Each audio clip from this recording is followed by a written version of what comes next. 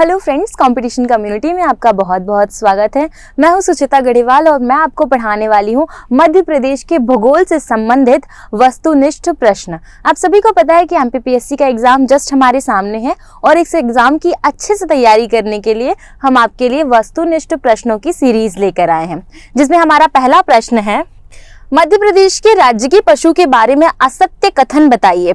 देखिए, जब भी आप एमसीक्यू लगाते हैं तो आपको क्वेश्चन और आंसर दोनों को बहुत अच्छे से पढ़ना होता है।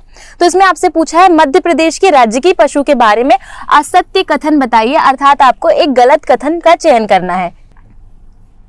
देखिए ऑप्शन क्या क्या दिए हुए हैं। मध्य प्रदेश का राज्य की पशु रुस्वर्स डुवाउसेली है। इसे मध्य प्रदेश के 27वें स्थापना दिवस पर राज्य की पशु घोषित किया गया था। यह सर्वाधिक कान्हा-किसली राष्ट्रीय उद्यान में पाया जाता है।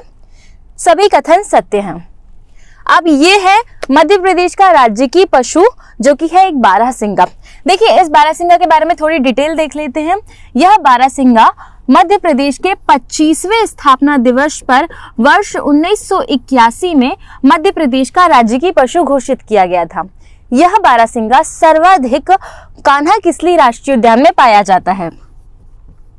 इसका वैज्ञानिक नाम रुस्वर्स डुवाउसेली है। रुस्वर्स डुवाउसेली है। यह जो बारहसिंगा है, यह बारहसिंगा ब्रेडरी प्रजाति से संबंधित है। मध्य प्रदेश में सर्वाधिक कान्हा-किसली राष्ट्रीय उद्यान में पाए जाने के कारण कान्हा-किसली राष्ट्रीय उद्यान देश का पहला ऐसा राष्ट्रीय उद्यान बना है जिसने अपना शुभंकर जारी किया है। और कान्हा-किसली राष्ट्रीय उद्यान ने अपना शुभंकर जारी किया और वह शुभंकर है भूरसिंह दा बारहसिंगा। भूरसिंह दा बारहसिंगा। और इस शुभंकर को कान्हा-किसली राष्ट्रीय उद्यान ने वर्ष 2017 में लागू किया था या जारी किया था। और इसकी डिजाइन, जो भूरसिंह दा बारहसिंगा है, इसकी डिजाइन रोहन चक्रवर्ती जी के द्वारा दी गई है। तो इस हिसाब से हमने बारहसिंगा के बारे में सब कुछ देख लिया। कान्हा-किसली के बारे में थोड़ा सा देखते हैं। तो यह मध्य प्रदेश का सबसे बड़ा राष्ट्रीय उद्यान है, जो कि 940 वर्ग किलोमीटर में फैला हुआ है। जिला लगता है मंडला और बालाघाट। कान्हा-किसली राष्ट्रीय उद्यान में होलो और बंजर घाटियां हैं और यहाँ पर एक बैगा मंगलू सड़क है, जो कि बहुत ज्यादा फेमस है। इस सड़क में बैगा महिलाएं कार्य करती हैं, गाइड का कार्य करती हैं। अब ऑप्शन में चलते हैं। देखिए, मध्य प्रदेश का राज्य की पशु रुस्वर्स डुवाउसेली है, बिल्कुल सही। बारहसिंगा का वैज्ञानिक नाम है यह। इसे मध्य प्रदेश के 27वें स्थापना दिवस पर राज्य की पशु घोषित किया गया था। हमने देखा इसे 25वें स्थापना दिवस पर राज्य की पशु घोषित किया गया था। तो ये ऑप्शन हो जाएगा गलत। असत्य कथन था, तो ये हमारा आंसर है। यह सर्वाधिक कान्हा-किसली राष्ट्रीय उद्यान में मिलता है, ये भी हो जाएगा सही।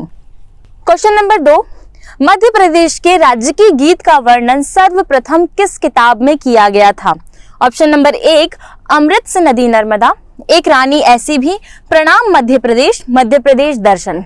जब बात करते हैं मध्य प्रदेश के राज्य की गीत की, तो मध्य प्रदेश का राज्य की गीत है मेरा मध्य प्रदेश। सुख का दाता सबका साथी, शुभ का यह संदेश है, माँ की गोद पिता का आश्रय, मेरा मध्य प्रदेश है। यह है मध्य प्रदेश का राज्य की गीत।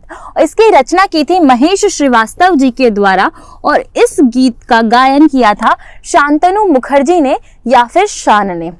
इसका वर्णन किस किताब में सर्वप्रथम किया गया है, तो हम देखते हैं। देखिए, पहले अमृत से नदी नर्मदा की बात करें तो अमृत से नदी नर्मदा अमृतलाल बेगड़ जी के द्वारा लिखी गई किताब है और अमृतलाल बेगड़ जी को ही नर्मदा पुत्र भी कहा जाता है। अमृतलाल बेगड़ जी ने नर्मदा नदी पर बहुत सारी किताबें लिखी हैं, जैसे कि तीरे तीरे नर्मदा, नर्मदा तुम कितनी सुंदर हो, अमृत से नदी Narmada, river of Joy Narmada. ऐसी बहुत सारी किताबें अमृतलाल बेगड़ जी ने ही लिखी हैं। एक रानी ऐसी भी, एक रानी ऐसी भी एक जीवनी है, जो कि मृदुला सिन्हा जी के द्वारा लिखी गई है और यह लिखी गई है विजयाराजे सिंधिया के ऊपर। प्रणाम मध्य प्रदेश, प्रणाम मध्य प्रदेश वह पुस्तक है जिसमें महेश श्रीवास्तव जी ने मेरा मध्य प्रदेश गीत का वर्णन किया है, अर्थात इसका आंसर हो जाएगा प्रणाम मध्य प्रदेश। क्वेश्चन नंबर 3, मध्य प्रदेश की जीवन रेखा कही जाने वाली मां नर्मदा का उद्गम कहां से होता है।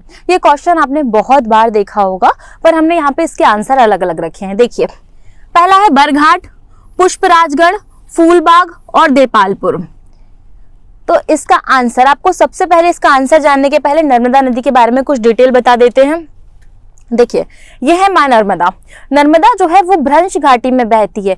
भ्रंश घाटी का मतलब होता है दोनों ओर ऊंचे ऊंचे पहाड़ और एक सकरी घाटी से जो नदी निकलती है वो होती है भ्रंश घाटी। तो ये है भ्रंश घाटी और इसमें से नर्मदा बह रही है और आगे चलकर यह अपना एक विशाल रूप बनाती है। नर्मदा नदी का उद्गम कहां से होता है? जिला लगता है अनूपपुर,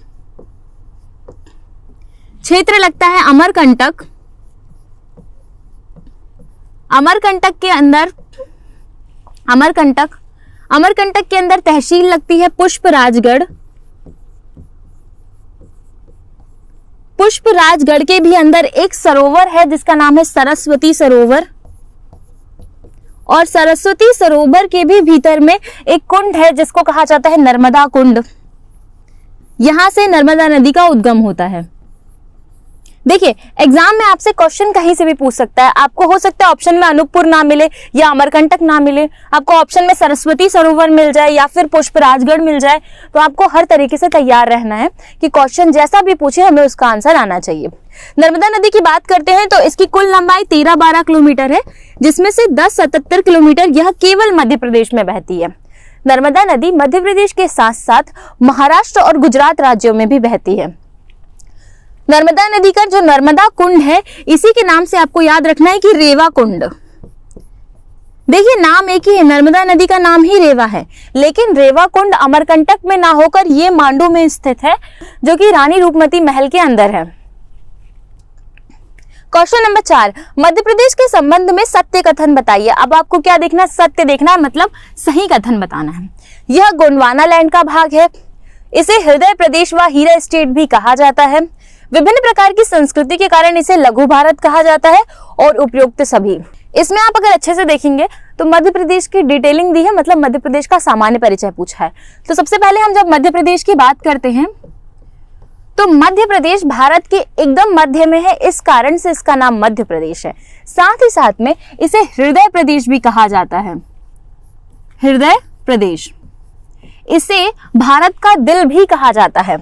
इसे टाइगर स्टेट कहा जाता है, हीरा स्टेट कहा जाता है, सोया स्टेट कहा जाता है, नदियों का मायका कहा जाता है,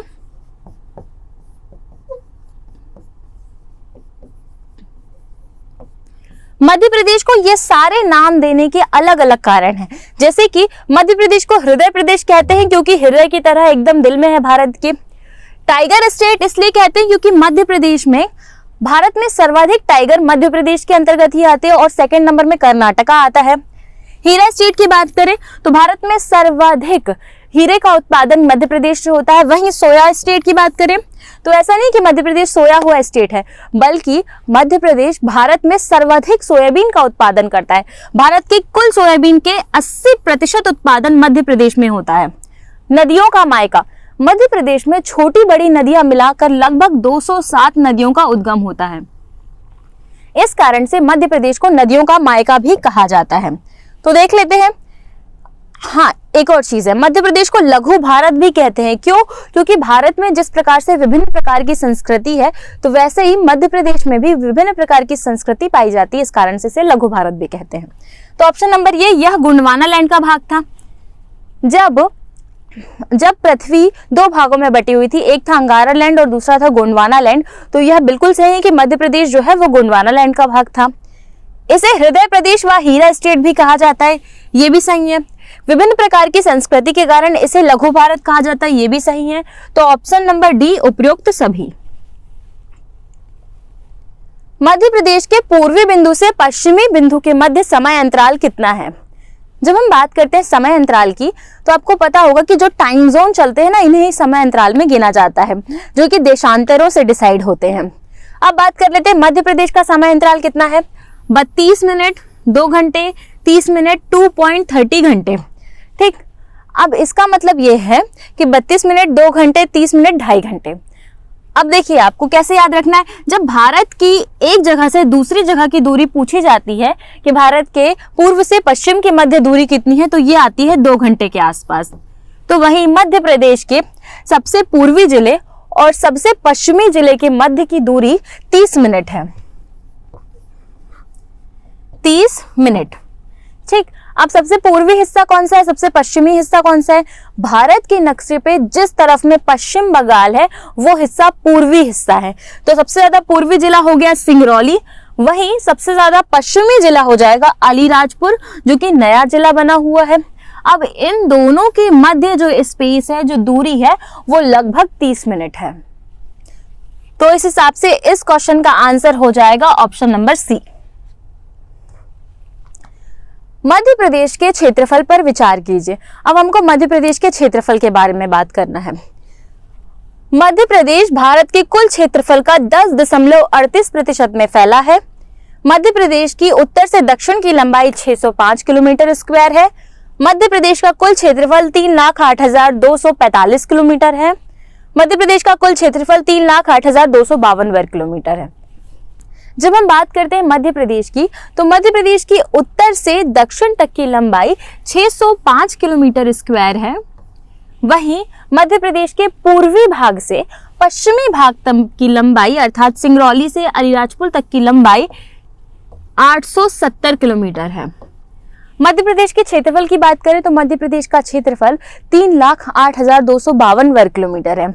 कुछ किताबों में आपको 3,08,245 वर्ग किलोमीटर भी मिलता है, और इसका सीधा सीधा कारण है कि मध्य प्रदेश और छत्तीसगढ़ के बीच में किरार घाटी क्षेत्र को लेकर विवाद चल रहा था, और अंत में मध्य प्रदेश इस विवाद को जीत जाता है और समझ में आता है कि मध्य प्रदेश का क्षेत्रफल 45 से बढ़कर 52 कर दिया जाए। तो इस हिसाब से मध्य प्रदेश का क्षेत्रफल 3,08,252 वर्ग किलोमीटर है। तो आंसर हमारा होगा मध्य प्रदेश भारत के कुल क्षेत्रफल का 10.38% में फैला है। तो ये गलत है, क्योंकि मध्य प्रदेश भारत के कुल क्षेत्रफल में 9.38% में फैला हुआ है। मध्य प्रदेश क्षेत्रफल की दृष्टि से भारत में दूसरा स्थान रखता है। वहीं मध्य प्रदेश जनसंख्या की दृष्टि से संपूर्ण भारत में छठा स्थान रखता है या छठवां स्थान रखता है। तो इसका आंसर क्या होगा, देख लेते हैं। मध्य प्रदेश भारत के कुल क्षेत्रफल का 10.38% में फैला है, गलत है। मध्य प्रदेश के उत्तर से दक्षिण की लंबाई 605 किलोमीटर है, सही है। मध्य प्रदेश का कुल क्षेत्रफल 3,08,245 किलोमीटर स्क्वायर है, गलत है। मध्य प्रदेश का कुल क्षेत्रफल 3,08,252 वर्ग किलोमीटर है, बिल्कुल सही है। तो ऑप्शन नंबर बी और डी जिसमें हो, अर्थात ऑप्शन नंबर डी आपका सही आंसर हो जाएगा। मध्य प्रदेश के जनसंख्या घनत्व व सर्वाधिक जनसंख्या घनत्व वाले जिलों में कितने व्यक्ति प्रति वर्ग किलोमीटर का अंतर है? सवाल थोड़ा घुमावदार है। ऑप्शन देखते हैं। 236 व्यक्ति प्रति वर्ग किलोमीटर, 619 व्यक्ति प्रति वर्ग किलोमीटर, 855 व्यक्ति प्रति वर्ग किलोमीटर और 620 व्यक्ति प्रति वर्ग किलोमीटर। आजकल ना पीएससी बहुत ज्यादा डिटेल में जाके क्वेश्चन पूछ रही है और थोड़ा उलझा के क्वेश्चन पूछ रही है। तो आपको क्या करना है, सबसे पहले आपको पता होना चाहिए कि जनसंख्या घनत्व किसे कहा जाता है। जनसंख्या घनत्व देखिए, मान लीजिए ये एक कोई व्यक्ति है और इस व्यक्ति के 1 किलोमीटर उत्तर, 1 किलोमीटर दक्षिण, 1 किलोमीटर पूर्व और 1 किलोमीटर पश्चिम, इस पूरे क्षेत्र में जितने लोग निवास करते होंगे वह इस क्षेत्र का जनसंख्या घनत्व कहलाएगा। मान लीजिए यहाँ पे 4 लोग निवास करते हैं। अब ये 4 लोग निवास करते हैं तो जनसंख्या घनत्व हो गया 4 व्यक्ति प्रति वर्ग किलोमीटर। अब यहाँ पे 4 लोग निवास नहीं करते, यहाँ पे मान लीजिए 400 लोग निवास करते हैं, तो ये हो गया 400 व्यक्ति प्रति वर्ग किलोमीटर। जब हम बात करते हैं कि जितने ज्यादा लोग इसके अंदर रहेंगे वहां उतनी ज्यादा संसाधनों की कमी होगी, अर्थात जगह बहुत कम है पर लोग बहुत सारे रहते हैं। वही जितने कम लोग रहेंगे, अर्थात जगह तो बहुत सारी है पर लोग बहुत कम रहते हैं, तो ज्यादा अच्छी कंडीशन होगी वो वाली सेकंड कंडीशन, अर्थात जहां पे जगह बहुत सारी है पर लोग 1 2 3 4 ही रहते हैं। तो इस हिसाब से अगर हम देखें कि मध्य प्रदेश का सर्वाधिक जनसंख्या घनत्व वाला जिला कौन सा है, तो वो है भोपाल जिला। भोपाल जिले के कुल क्षेत्रफल में 855 व्यक्ति प्रति वर्ग किलोमीटर में रहते हैं, मतलब पर 1 किलोमीटर में 855 व्यक्ति रहते हैं। वहीं मध्य प्रदेश का सबसे कम जनसंख्या घनत्व वाला जिला है डिंडौरी, और डिंडौरी में 94 व्यक्ति 94 व्यक्ति प्रति वर्ग किलोमीटर में रहते हैं। तो इस हिसाब से ज्यादा अच्छी कंडीशन तो डिंडौरी की हुई, लेकिन जनसंख्या सबसे ज्यादा कहाँ होगी, फिर हो गई भोपाल पे। तो इस हिसाब से हम क्वेश्चन का आंसर देखते हैं। अब मध्य प्रदेश का जनसंख्या घनत्व कितना है, सबसे ज्यादा भोपाल का, सबसे कम डिंडौरी का। अब संपूर्ण मध्य प्रदेश की जब बात करेंगे कि सारे मध्य प्रदेश में कितना जनसंख्या घनत्व है, तो वो है 236 व्यक्ति प्रति वर्ग किलोमीटर। अब क्वेश्चन में चलिए, मध्य प्रदेश का जनसंख्या घनत्व अर्थात 236 व्यक्ति व सर्वाधिक जनसंख्या घनत्व वाले जिले में कितने व्यक्ति प्रति वर्ग किलोमीटर का अंतर है। सर्वाधिक जनसंख्या घनत्व किसका था, भोपाल का था। कितना था, तो 855 था। अर्थात अब आपको 855 माइनस 236 करना होगा, तो आंसर आपका आ जाएगा 619 व्यक्ति प्रति वर्ग किलोमीटर। Option number B. बाघों का डीएनए टेस्ट कराने वाला देश का पहला राज्य कौन सा है। उत्तर प्रदेश, राजस्थान, मध्य प्रदेश, उड़ीसा। देखिए ये नहीं होना चाहिए ना कि मध्य प्रदेश की क्वेश्चन लगा रहे तो मध्य प्रदेश ही आंसर होगा। अब इसके बारे में हम बात कर लेते हैं बाघ के बारे में। बाघों की हाल ही की आई रिपोर्ट में भी यही दर्शाया गया है कि भारत में सर्वाधिक जो बाघ हैं वह मध्य प्रदेश के अंतर्गत है, और मध्य प्रदेश के ही अंतर्गत सबसे ज्यादा बाघ जिस राष्ट्रीय उद्यान में आते हैं वो है बांधवगढ़ राष्ट्रीय उद्यान। जैसे कि हमने देखा था अभी थोड़ी देर पहले कि जनसंख्या घनत्व, वैसे ही बाघों का जनसंख्या घनत्व या बाघों का घनत्व सर्वाधिक कहां पर है, तो बांधवगढ़ राष्ट्रीय उद्यान में है, क्योंकि यहाँ पे प्रति 8 किलोमीटर में एक बाघ मिलता है। तो इस हिसाब से सबसे ज्यादा बाघ कहां हुए, बांधवगढ़ राष्ट्रीय उद्यान में हुए। अब बांधवगढ़ राष्ट्रीय उद्यान ही वह राष्ट्रीय उद्यान है जिसमें बाघों का डीएनए टेस्ट कराया जा रहा है। तो इस कारण से आंसर होगा मध्य प्रदेश। ऑप्शन नंबर सी। मध्य प्रदेश के वे जिले जो अन्य 2 जिले की सीमा को स्पर्श करते हैं, झाबुआ, अलीराजपुर, शिवपुरी, मुरैना, झाबुआ, विदिशा, भिंड, श्योपुर, अलीराजपुर, छिंदवाड़ा, मुरैना, बालाघाट, सिंगरौली, झाबुआ, मंडला, अलीराजपुर। देखिए ये आपका बना है मैप। अब इसके हिसाब से हमको देखना है कि कौन से ऐसे जिले हैं जो 2 राज्यों की सीमा को स्पर्श करते हैं। तो एक हो जाएगा आपका अलीराजपुर जिला, ये 2 राज्यों की सीमा को स्पर्श कर रहा है, नीचे ये महाराष्ट्र को स्पर्श कर रहा है और ऊपर ये गुजरात को स्पर्श कर रहा है। अगला हो जाएगा हमारा बालाघाट, क्योंकि बालाघाट भी छत्तीसगढ़ और महाराष्ट्र दोनों की सीमा को स्पर्श करता है। इसके अलावा हो जाएगा शिवपुरी और हो जाएगा मुरैना। तो इस हिसाब से अब हम चलते हैं ऑप्शन की तरफ, झाबुआ, अलीराजपुर, शिवपुरी, मुरैना। ये वाला बिल्कुल सही लग रहा है। दूसरा देखते हैं, झाबुआ, विदिशा, भिंड, श्योपुर। देखिए इसमें एक ऑप्शन दिख रहा है विदिशा। मैप में विदिशा को जब आप देखते हैं तो विदिशा एकदम बीच में है, तो ऑप्शन नंबर बी जो है ये तो पहले ही गलत हो गया। विदिशा को देखिए आपको एलिमिनेट करना सीखना होगा। अलीराजपुर, छिंदवाड़ा, मुरैना, बालाघाट। छिंदवाड़ा की जब बात करते हैं तो छिंदवाड़ा एकदम दक्षिणी जिला है। ये देखिए ये केवल महाराष्ट्र की सीमा को स्पर्श कर रहा है, तो ऑप्शन नंबर हमारा ये वाला भी गलत हो गया, सी। सिंगरौली, झाबुआ, मंडला। मंडला की बात करेंगे तो मंडला केवल छत्तीसगढ़ को स्पर्श करता है, ये है मंडला, और ये छत्तीसगढ़ को मात्र स्पर्श कर रहा है। तो ऑप्शन नंबर डी भी हमारा कैंसिल हो गया। तो ऑप्शन नंबर ए होगा हमारा राइट आंसर।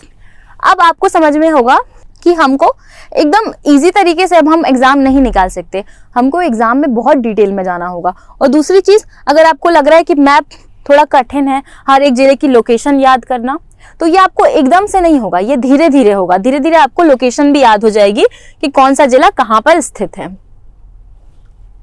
मध्य प्रदेश का पहला स्नेक पार्क किस राष्ट्रीय उद्यान में खोला गया है। कान्हा किसली राष्ट्रीय उद्यान, डायनासोर राष्ट्रीय उद्यान, वन विहार राष्ट्रीय उद्यान और पेंच राष्ट्रीय उद्यान। देखिए जब इन राष्ट्रीय उद्यानों की हम बात करते हैं तो कान्हा किसली राष्ट्रीय उद्यान मध्य प्रदेश का सबसे बड़ा राष्ट्रीय उद्यान है, 940 वर्ग किलोमीटर में फैला हुआ है, मंडला जिले के अंतर्गत आता है। इसके अंतर्गत बंजर घाटियां हैं, इसके साथ साथ में बैगा मगलू सड़क है जहाँ पे बैगा महिलाएं गाइड का काम करती हैं। सबसे ज्यादा बाघ और इसके साथ ही साथ में सबसे ज्यादा जो है बारहसिंगा पाया जाता है, जो कि रोसवर्स डुआउसेली प्रजाति का है। अब सबसे ज्यादा बाघ बांधवगढ़ राष्ट्रीय उद्यान में भी पाए जाते हैं, पर इसमें भी पाए जाते हैं। ठीक।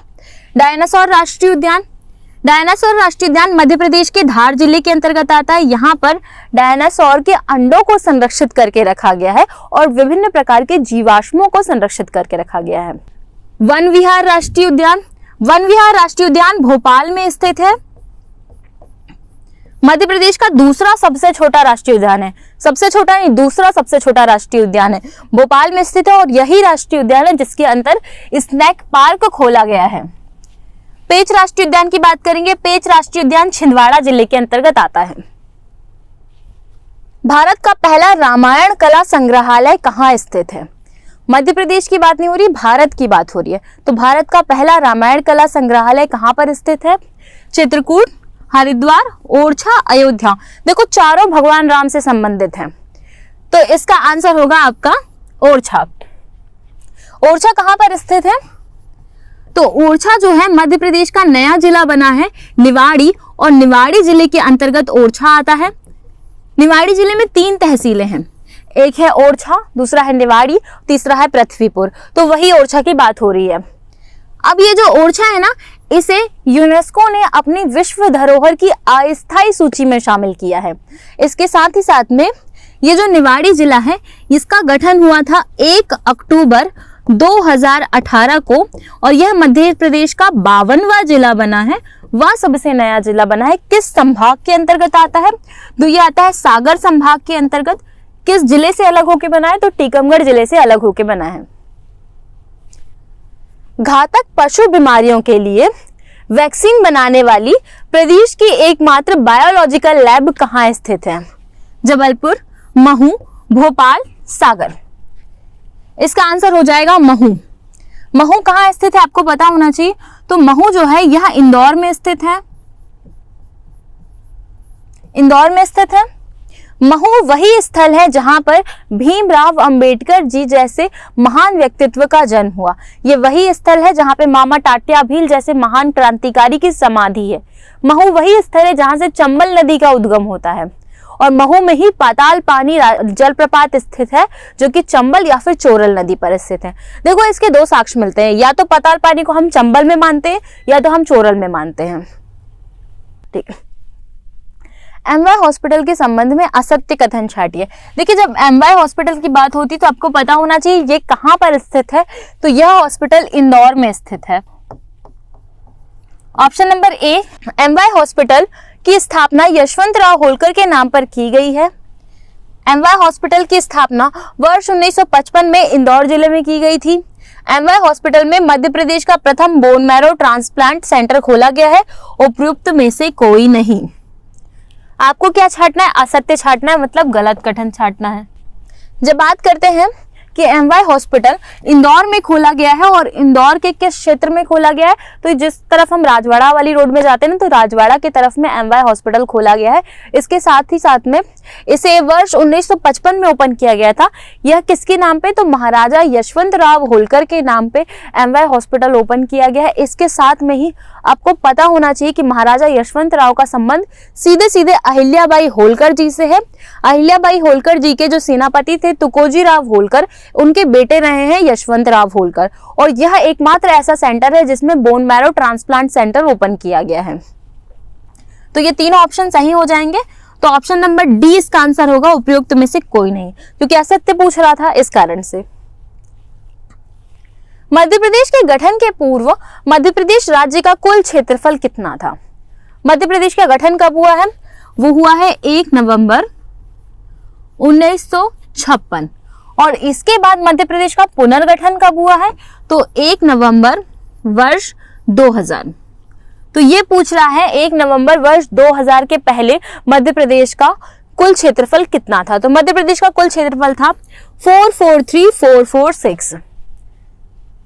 446 वर्ग किलोमीटर मध्य प्रदेश का इससे पहले का क्षेत्रफल था। मध्य प्रदेश में सबसे अधिक लिंगानुपात किस जिले में है? अब लिंगानुपात का क्या मतलब होता है? देखिए, लिंगानुपात का सिर्फ सीधा मतलब ये होता है कि जब बहुत सारे लड़कों में लड़कियों की संख्या को गिना जाता है। जैसे कि मान लीजिए आपके घर में 10 लड़के हैं, अब आपने बोला हमारे घर में 10 लड़के हैं और 3 लड़कियां हैं, तो ये हो गया लिंगानुपात एक तरीके से। तो राज्य के सिलसिले में हम देखते हैं कि प्रति 1000 पुरुषों में महिलाओं की संख्या को लिंगानुपात कहा जाता है। तो मध्य प्रदेश में सबसे अधिक लिंगानुपात बालाघाट, भिंड, मुरैना, श्योपुर किस जिले में है? तो मध्य प्रदेश का सबसे अधिक लिंगानुपात जो है वो बालाघाट जिले के अंतर्गत आता है, जो कि है 1021 बालिकाएं प्रति 1000 बालक। इसके अलावा मध्य प्रदेश में सर्वाधिक जो लिंगानुपात है वो है बालाघाट, मंडला, डिंडौरी और अलीराजपुर जिलों में। वहीं सबसे कम लिंगानुपात किस में है? तो भिंड और मुरैना जिलों में सबसे कम लिंगानुपात पाया जाता है। मध्य प्रदेश की सर्वाधिक सीमा किस राज्य से स्पर्श करती है? मध्य प्रदेश की सबसे ज्यादा सीमा किस राज्य के साथ स्पर्श करती है?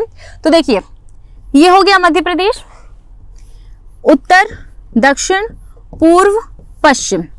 तो मध्य प्रदेश के उत्तर में कौन सा जिला है? तो मध्य प्रदेश के उत्तर और पूर्व में जिला है यूपी। वहीं मध्य प्रदेश के उत्तर और पश्चिम में जिला है राजस्थान। वहीं मध्य प्रदेश के पश्चिम और दक्षिण में जिला है इस तरफ में गुजरात, और सबसे ज्यादा दक्षिण में है महाराष्ट्र, इस तरफ में है सीजी। तो इस हिसाब से मध्य प्रदेश 5 जिलों के साथ अपनी सीमा साझा करता है, परंतु मध्य प्रदेश की सर्वाधिक सीमा यूपी के साथ स्पर्श होती है। तो आंसर होगा आपका उत्तर प्रदेश। मध्य प्रदेश में पहली महिला मुख्य सचिव कौन थी? मध्य प्रदेश की पहली महिला मुख्य सचिव कौन थी? निर्मला बुच, जमुना देवी, प्रतिभा पाटिल, आनंदीबाई पटेल। देखिए, जब हम इस ऑप्शन की बात करते हैं तो निर्मला बुच जो है वह मध्य प्रदेश की पहली महिला मुख्य सचिव रही हैं। वहीं प्रतिभा पाटिल की बात करें तो आपको पता होगा कि ये भारत की राष्ट्रपति भी रही हैं। आनंदीबाई पटेल जो है वो मध्य प्रदेश की अभी कुछ समय पहले राज्यपाल नियुक्त की गई थी। इसके साथ साथ में जमुना देवी पहली विपक्ष की नेता थी। मध्य प्रदेश के अंतःवर्ती जिलों की संख्या कितनी है? जब मध्य प्रदेश के अंतःवर्ती जिलों की संख्या पूछ रहा है तो आपको क्या बताना है? ऑप्शन नंबर ए 18, 17, 14 और 16। देखिए, ये है मध्य प्रदेश। तो मध्य प्रदेश में बहुत सारे जिले हैं, कुल मिला के कितने जिले हैं? 52 जिले हैं। इन 52 जिलों में कुछ जिले ऐसे हैं जो एकदम बीच में हैं और कुछ जिले ऐसे हैं जो सीमा को स्पर्श करते हैं मध्य प्रदेश की, इस प्रकार से। तो अंतःवर्ती जिले वे जिले होते हैं जो किसी दूसरे राज्य की सीमा को स्पर्श नहीं करते हैं, अर्थात ये जो बीच वाले जिले हैं ना, इन्हें कहा जाता है अंतर्वर्ती जिले। तो मध्य प्रदेश में कुल अंतर्वर्ती जिलों की संख्या कितनी है? तो ये है कुल 17। देखिए, कहीं कहीं आपको आंसर 18 भी मिलेगा, और 18 क्यों मिलेगा मैं आपको वो भी बता देती हूँ कि मध्य प्रदेश के किनारे में एक जिला है, इस तरफ में पूर्वी तरफ में, पूर्वी दक्षिणी क्षेत्र में, वह जिला है मंडला जिला। और किताबें ऐसा बताती हैं कि मंडला जिला जो है वह छत्तीसगढ़ की सीमा को स्पर्श नहीं करता है, पर मंडला जिला छत्तीसगढ़ की सीमा को स्पर्श करता है और इसका क्षेत्र छिलपी घाटी वाले क्षेत्र से जाकर लगता है। तो इस हिसाब से हम देखते हैं कि मध्य प्रदेश में अंतःवर्ती जिलों की संख्या 18 ना होकर 17 होगी। Answer number B. Madhya Pradesh में कौन से जिले में अफीम बोई जाती है? जब अफीम की बात करते हैं तो आपको पता होना चाहिए कि अफीम जो है एक ये नशीला पदार्थ है और इस पदार्थ से दवाइयां भी बनाई जाती है और दूसरे नशीले पदार्थ या ड्रग्स भी बनाए जाते हैं। तो इसका सर्वाधिक उत्पादन होता है option number A Mandsaur, Shivpuri, Sagar और बिलासपुर। तो इसका आंसर है ऑप्शन नंबर ए मंदसौर।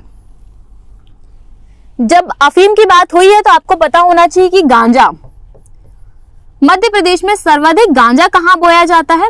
तो वो जिला है खंडवा। और खंडवा और खरगोन को सर्वाधिक कपास बोने के कारण भी जाना जाता है। इस कारण से जब कपास जो है वह सर्वाधिक खंडवा और खरगोन से होता है, तो इस कारण से इन दोनों जिलों को सुनहरा जिला भी कहा जाता है।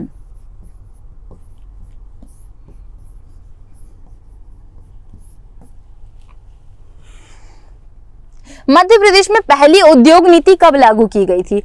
देखिए, उद्योगों को बढ़ाने के लिए मध्य प्रदेश राज्य सरकार के द्वारा उद्योगों के विकास के लिए एक नीति जारी की जाती है, उसे ही उद्योग नीति कहा जाता है। तो यह उद्योग नीति 1972, 1952, 2010 और 2011 कब लागू की गई थी?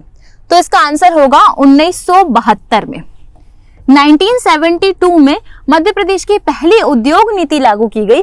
वहीं वर्ष 2010 में मध्य प्रदेश की नई उद्योग नीति लागू की गई। 1952 की बात करते हैं तो यह वह समय है जब मध्य प्रदेश की पहली वन नीति लागू की गई थी। देखिए, 1952, जब 52 इसमें वन आ गया ना, तो वन नीति, मध्य प्रदेश की पहली वन नीति 1952 में लागू की गई थी। मध्य प्रदेश के किस जिले की सीमा राजस्थान और गुजरात राज्य को स्पर्श करती है?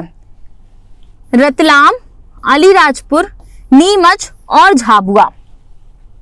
ये आया एमपी का मैप।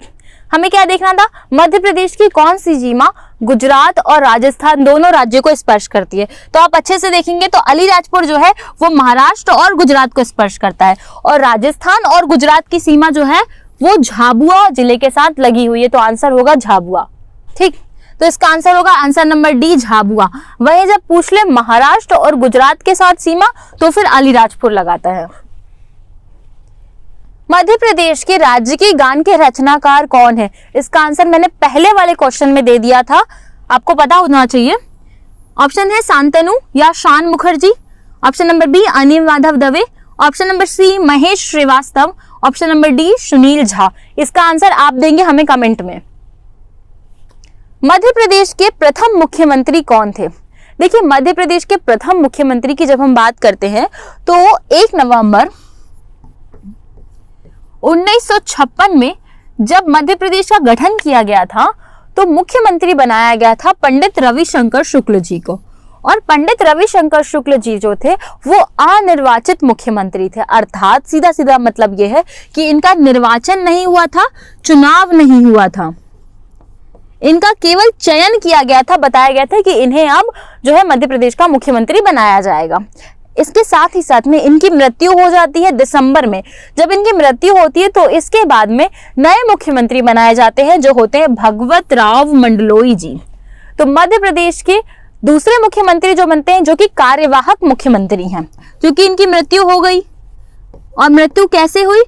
तो ये पद पे रहते हुए इनकी मृत्यु हुई। इस कारण से जो दूसरे मुख्यमंत्री कार्यवाहक मुख्यमंत्री बने वो थे भगवत राव मंडलोई जी। कुछ समय बाद इनकी भी मृत्यु हो जाती है। तो जो पूर्णकालिक और निर्वाचित मुख्यमंत्री बनते हैं वो होते हैं कैलाश नाथ काटजूदी। लेकिन क्वेश्चन आपसे ये नहीं पूछा है कि पूर्णकालिक और पहले मुख्यमंत्री। पहला क्वेश्चन पूछा गया है कि मध्य प्रदेश के प्रथम मुख्यमंत्री कौन थे। तो आंसर होगा Pandit Ravishankar Shukla, option number B. Mallakhamb के लिए दिया जाने वाला पुरस्कार कौन सा है? प्रभाष जोशी पुरस्कार, विक्रम पुरस्कार, एकलव्य पुरस्कार और डी हो जाएगा अहिल्याबाई पुरस्कार। देखिए, मलखंब क्या है आपको सबसे पहले ये पता होना चाहिए। तो मध्य प्रदेश का राजकीय खेल है मलखंब। मध्य प्रदेश का राजकीय खेल है। तो मलखंब एक ऐसा खेल है जिसमें कम समय में खिलाड़ियों के पूरे शरीर का व्यायाम हो जाता है। इसके साथ ही साथ में इसे मध्य प्रदेश का राजकीय खेल घोषित किया गया है। इसके लिए दिया जाने वाला राजकीय पुरस्कार है प्रभाष जोशी पुरस्कार। देखिए, प्रभाष जोशी पुरस्कार जो है ना, यह मलखंब के क्षेत्र में दिया जाता है, परंतु जो हमारे प्रभाष जोशी जी थे ये खिलाड़ी नहीं थे बल्कि एक वरिष्ठ पत्रकार थे। इनको सम्मान देने के लिए इस खेल में प्रभाष जोशी पुरस्कार दिया जाता है। इसके साथ ही साथ में मलखंब की जब हम बात करते हैं तो इसमें क्या होता है, एक पोल होता है, मतलब एक डंडा होता है और इसमें बहुत सारा ऑयल लगा होता है और फिर लोग इसके ऊपर चढ़कर अलग अलग प्रकार के करतब दिखाते हैं। मध्य प्रदेश की दक्षिणी सीमा की ओर कौन सा राज्य अवस्थित है? बहुत ही ज्यादा इजी क्वेश्चन है, बहुत ही ज्यादा इजी। हमने कितनी बार बता दिया कि मध्य प्रदेश 5 राज्यों के साथ स्पर्श करता है और दक्षिण में कौन सा राज्य है? ऑप्शन है Chhattisgarh, Rajasthan, Uttar Pradesh, Maharashtra. Option number D Maharashtra. Madhya Pradesh के किस जिले का भौगोलिक क्षेत्रफल सर्वाधिक है? अर्थात क्वेश्चन ये पूछ रहा है कि मध्य प्रदेश में सबसे ज्यादा क्षेत्रफल वाला जिला कौन सा है? तो सबसे बड़ा जिला है ऑप्शन नंबर ए मंडला, छिंदवाड़ा, सिवनी और जबलपुर। देखिए जब जबलपुर की बात करेंगे ना तो जबलपुर जनसंख्या की दृष्टि से तो बड़ा जिला है और क्षेत्रफल भी बड़ा है, लेकिन सबसे बड़ा जिला होगा छिंदवाड़ा। तो मध्य प्रदेश में क्षेत्रफल की दृष्टि से सबसे बड़ा जिला है छिंदवाड़ा, वहीं जनसंख्या की दृष्टि से सबसे बड़ा जिला है इंदौर। क्षेत्रफल की दृष्टि से सबसे छोटा जिला है निवाड़ी, जो कि मध्य प्रदेश का 52वां जिला है, और यही जिला जो है वो ही जनसंख्या की दृष्टि से भी सबसे छोटा जिला है। मध्य प्रदेश पर नर्मदा नदी पर सबसे बड़ा बांध कौन सा है? जब नर्मदा नदी की बात करते हैं तो नर्मदा नदी पर बहुत सारे छोटे बड़े बांध बनाए गए हैं। मध्य प्रदेश का सबसे बड़ा बांध और नर्मदा नदी पर सबसे बड़ा बांध, दोनों बातों में बहुत अंतर है। ऑप्शन नंबर ए इंदिरा सागर बांध, बी तवा बांध परियोजना, बरगी बांध और महेश्वर बांध। देखिए नर्मदा नदी पर जो सबसे बड़ा बांध है वो है सरदार सरोवर बांध, और सरदार सरोवर जो है यह गुजरात में स्थित है। तो इस कारण से यहाँ पे ऑप्शन नहीं, क्योंकि यहाँ पे मध्य प्रदेश पर स्थित पूछा है। तो मध्य प्रदेश पर स्थित नर्मदा नदी का सबसे बड़ा बांध है इंदिरा सागर बांध, ऑप्शन नंबर ए। निम्नलिखित में से मध्य प्रदेश के किस जिले की सीमा उत्तर प्रदेश को स्पर्श नहीं करती है? भिंड, सतना, शिवपुरी और श्योपुर। देखो एकदम ऑब्जेक्टिव जो है एकदम सेम है। भिंड, सतना, शिवपुरी और श्योपुर। इस मैप में देखते हैं हम, भिंड स्पर्श कर रहा है सीधे सीधे, शिवपुरी स्पर्श कर रहा है, श्योपुर कहाँ है? राजस्थान की तरफ में है। तो इसका आंसर होगा श्योपुर, क्योंकि पूछा था स्पर्श नहीं करती है, तो आंसर हो जाएगा Sheopur, option number D. Madhya Pradesh को हृदय प्रदेश की संज्ञा किसने दी थी? महात्मा गांधी, सरदार वल्लभ भाई पटेल, पंडित जवाहरलाल नेहरू, पंडित रविशंकर शुक्ल। देखिए मध्य प्रदेश जब बना उस समय में 1 नवंबर 1956 को, तो इस समय तक महात्मा गांधी जीवित नहीं थे, तो ये कट गए पहले ही। सरदार वल्लभ भाई पटेल हो सकते हैं, पंडित जवाहरलाल नेहरू भी हो सकते हैं, और रविशंकर शुक्ल भी। रविशंकर शुक्ल जी जो थे वो मध्य प्रदेश के पहले सीएम बनाए गए थे, और मध्य प्रदेश को हृदय प्रदेश की संज्ञा पंडित जवाहरलाल नेहरू जी ने दी थी। ऑप्शन नंबर सी आपका आंसर होगा। मध्य प्रदेश और छत्तीसगढ़ राज्य के मध्य किस घाटी को लेकर विवाद चल रहा है? इसका आंसर भी मैंने आपको पिछले क्लासेस में दे दिया है, पिछले क्वेश्चंस में दे दिया है। देखिए अब आपके पास 2 क्वेश्चन है जिनका आपको आंसर देना है। पहला तो ये हो गया कि किस घाटी को लेकर विवाद चल रहा है, और दूसरा था कि मध्य प्रदेश के दक्षिण में कौन सा राज्य अवस्थित है, और एक और क्वेश्चन हमने पूछा है। तो इन 3 क्वेश्चन के आपको आंसर देने हैं। मिलते हैं आपसे नेक्स्ट वीडियो में। Thank you so much. हमारी वीडियो आपको कैसी लगी हमें कमेंट करके जरूर बताएं। Thank you.